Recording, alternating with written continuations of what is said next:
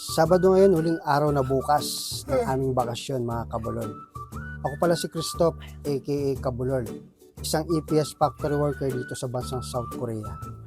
So kakagising ko lang alas 4 na ng hapon. Pang 7 araw na nga na ginagawa ko to. Tapos pagkagising ko, maliligo. Pangtanggal na rin ng bigat ng katawan. At naisipan ko palang pumunta sa isang convenience store dahil may nakalimutan akong bilhin nung namalengke ako. At gamit na gamit ko yon sa araw-araw. Tara, samahan niyo ako.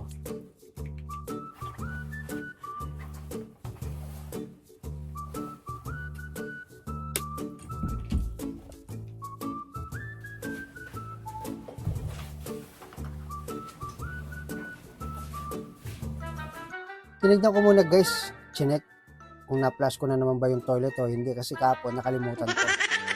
So ngayon, syempre maglalakad na naman tayo. Malapit lang naman. Pero parang medyo pudpud na yata ang sapatos ko sa kakalakad. Kasi ramdam kong hindi na siya pantay. Habang naglalakad ako, bigla ko lang naisip at sumagi sa isip ko. Sa araw-araw na naglalakad tayo, kung bilangin ko kaya ang mga bawat factory na makikita ko. Oh no! So napagtanto ko, teka lang, tama ba yung dinadaanan ko? Sabi ko, shortcut para mapadali.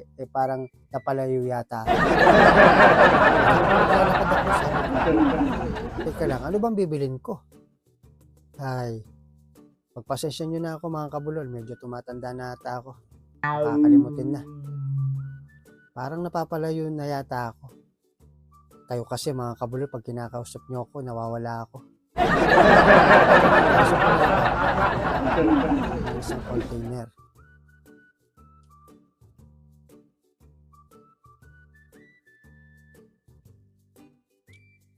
Naalala ko lang bigla nung unang dating ko sa South Korea.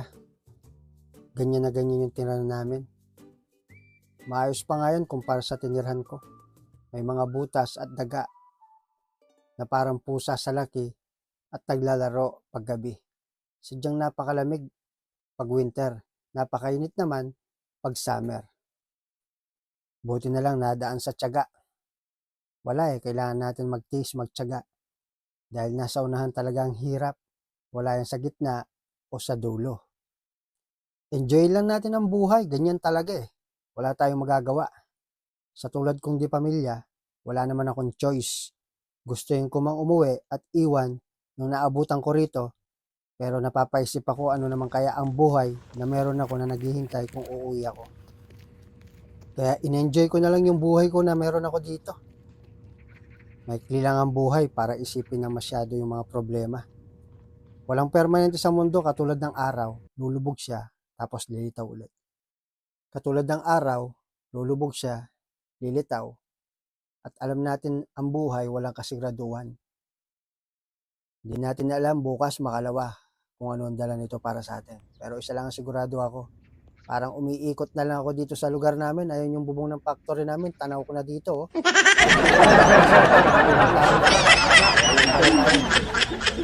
Ay, tumatanda na yata talaga.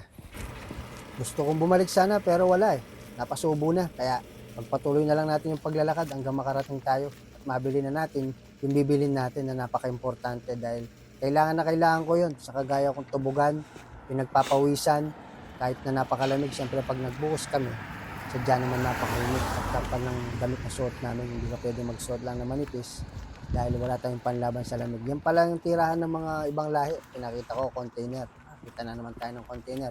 At parang medyo gumiginhaw na yung pakiramdam ko dahil natatanaw ko na ang pupuntahan natin. Yan, CU, yung convenience store. Sana meron tayong mabilan dito. Dito nyo malalaman guys kung anong bibili natin. So, ang ganda ng sunset guys. Orange na orange. Sumasabay sa panahon. So, hindi pa natutunaw yung yellow sa taniman ng palay. Pag summer, kulay green na makikita mo. Pag winter, parang patay na walang buhay. So, andito na nga tayo. Pumasok na nga tayo dito sa CU. So, hahanapin na natin yung pakay natin dito kung bakit tayo nandito. So, sana meron dito. Medyo parang walang mga stock tong tindahan na to. Pero wala tayong magawa. Ito yung pinakamalapit. Huwag kayong magugulat guys kung ano hinahanap ko. Dito nyo na makikita guys kung anong bibili ni Kabulol. Pagkalayo-layo na nilakad natin, ito lang yung sadya natin. Asan? Wala yata. Malas pa yata, wala tayong makita. Oh my Teka god. lang, dito banda, titignan ko. Wala pa rin. Pamintay na lang ata bibilin ko guys eh. Ito, nakita tayo kaso, ba't parang ganito, kulay pink, pambabae. So, tama kayo, mga kabulon, naghahanap tayo ng deodorant na roll-on. Dahil kailangan na kailangan ko yan dahil alam nyo naman, may mga ibang lahi tayong kasama. Minsan magkadikit tayo, minsan sa trabaho, dumidikit yung damit natin, isa lang yung washing machine na gamit namin. So medyo hindi kagandahan sa pang-amoy yung mga pinagubaran nilang damit. Siyempre, iisa lang bahay lang kami, medyo baka dumikit sa atin kaya mahirap na. Kaya bibili tayo ng roll-on. Nakalimutan kong bumili. Pero sinwerte yata ako wala akong makita. Pero iikutan ko pa baka sakaling may nakatago. Kasi ang mga kurkong, hindi sila gumagamit ng roll-on, hindi nila alam. Hindi nila ako maintindihan, kaya ito walang magagawa, lalabas na naman. At maglalakad na naman tayo pagkalayo-layo nito dahil pupunta na naman tayo sa isang tindahan. Katulad na sabi ko, kailangan ko yun. Bukas linggo, baka tama rin ako lumabas. So magpahinga na lang ako ng buong araw, magkulong. Manood ng TV, sa laptop pala, sorry. At makiusap sa pamilya, sa anak ko makipagkulitan. So, babalik na naman ako sa dati. Eto, lakad na naman guys. Pagkalayo-layo, wala natang katapusan ng paglalakad ko. Pero, kagaya na sabi ko, syempre, kailangan ko yun at importante. Wala akong magagawa. So, lakad na naman tayo guys. Ito guys, sa kakalakad natin, andito na pala tayo dito sa factory namin. Pero, hindi muna tayo papasok dyan dahil kailangan pa natin pumunta dun sa isang convenience store para mabili nga yung binibili natin. Kagaya na sabi ko, linggo na bukas, so tapos na ang aming bakasyon. Tapos na ang 9 days. 8 days lang pala kasi pinapasok kami nung Sabado. So nag-start yung bakasyon namin, linggo pala. So yan, naglalakad na naman tayo guys. Wala ba kayo napapasin guys? Parang medyo dumidilim na. So bukod sa dumidilim na, wala na rin ganong dumadaan na sasakyan at mga ingay na naririnig. Kaya napag-desisyon na tumakbo na ako. Ito, nakalimutan ko pa rin tuloy magsinturon. Parang medyo nahuhulog tuloy yung pantalon ko dito. Pero patuloy lang tayo guys. Yan, konting tiis na lang. Malapit na tayo. So, tanaw ko na rin ang logo ng pupuntahan natin ng convenience store. Isang CEO. Parang GS25 yata yung unang napuntahan natin doon guys, no? Hindi ko napansin tuloy kung anong pangalan.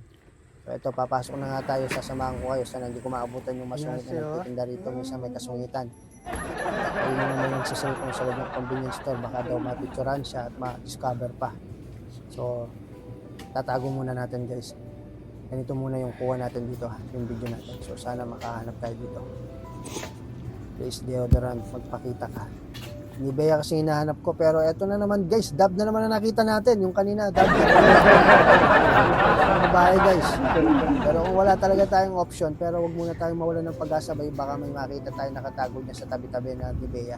Kagaya ng sabi ko, hindi sila gumagamit ng roll-on na deodorant dito.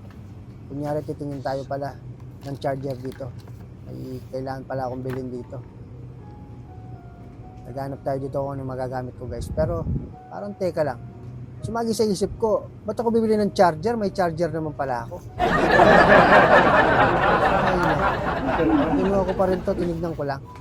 Para kunyari talagang bibili tayo ng mga bagay dito sa loob ng convenience store. Pero ang pakay natin, deodorant lang talaga. So balikan na natin guys.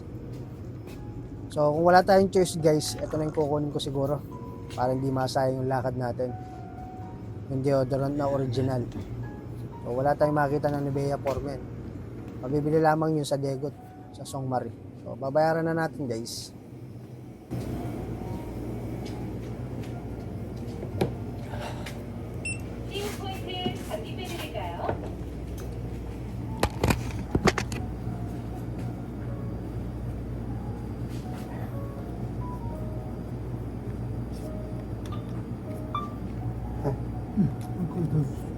여기요? 네, 거기다 대고 거긴데. 됐어. 네. 카드 거래가 끝났습니다. 감사합니다. 네. 카드를 가져가 주세요. 영수증 필요하세요? 네. Ayan guys.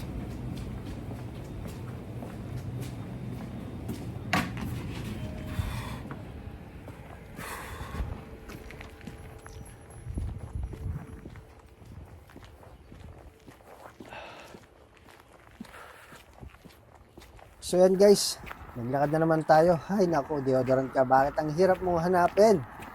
Kung saan na ako nakapunta. Actually, hindi naman talaga yung binibili. Hindi naman talaga puro ng panlalaki. Pero pwede na to kaysa sa wala. Sayang yung paglalakad natin. Buti pa si kuya nakabike. So takbo na naman guys. Walang katapos ang pagtatakbo. Ay naku, nakakapagod talaga. So lakad na lang muna. Tsaka na tayo tumakbo ulit. Konting tiis na lang, malapit na ako. Pero teka lang guys, parang may nasilip ako. Parang nasimpat ko bigla. Dahil may saranggan tayo si Naruto. Parang bukod sa akin guys, may tumatakbo. Pero pas, mahirap yata ang sitwasyon ni Kuya dahil may bitbit siyang plastic. So ayun na, finally nakikita ko na yung buko. Yung factory, tanaw ko na, malapit na. Konting tiis na lang ang paglalakad natin, makakarating na rin tayo. Ay, kalokohan ko tuloy. Ang dami ko kasi dapat makalimutan, ikaw pa. Kung kailan isang araw na lang yung palugit ng pahinga namin, doon ko pa kanalimutan bumili ng deodorant. Hindi kasi pinaalala. So ngayon napagtanto ko guys, kaya pala tumatakbo yung lalaki kanina, baka nakalimutan din niyang i-flush yung toilet siguro. Dali siyang tumakbo para makarating sa factory nila at ma-flush yung naiwan niyang toilet, baka kimchi din ang kinain niya. So nandito na tayo guys sa ating factory. So madilim na nga kung mapapansin nyo. Palubog na yung araw o lumubog na. Dito na tatapusin ang aking video guys. O di ba? Nasayang ko lang yung oras nyo. Napakawalang kwenta naman. Sa yung gagawing video guys. Maraming salamat pala sa ilang minuto ng panonood nyo ng videos ko. At sinamahan nyo ako sa paglalakad ko. At syempre sa pakikipagkwentuhan sa inyo. At nakarating tayo ng safety. At dala ang roll-on. So, next video guys. Maraming salamat. Shoutout sa lahat.